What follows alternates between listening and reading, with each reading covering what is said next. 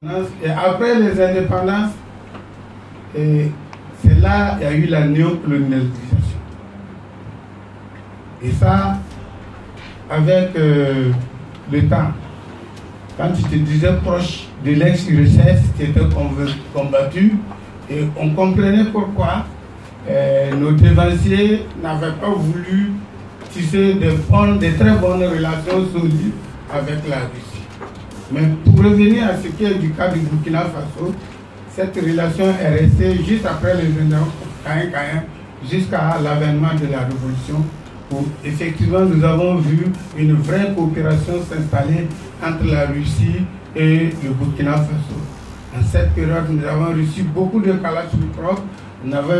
Nos étudiants commençaient à aller à l'ex-URSS pour faire des études. Il y a l'artiste qui va chanter tout à l'heure, il est même le produit de cette relation, parce que son papa a été envoyé en études et voilà, il suit le produit de cette relation. Mais à la mort de Thomas Sankara, nous avons vu cette relation aussi s'arrêter.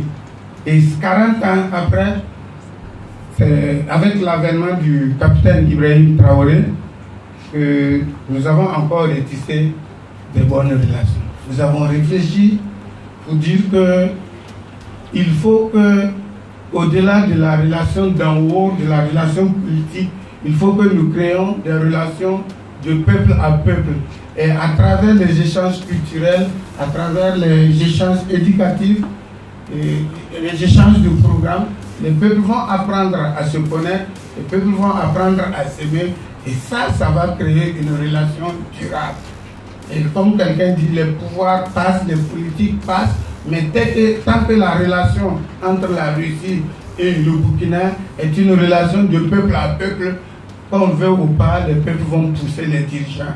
Donc, c'est sur ce constat qu'au sortir du 13 juin 2023, au sortir du sommet Russie-Afrique qui s'est tenu à Ouagadougou, nous avons déjà commencé à poser les germes de la création de cette association.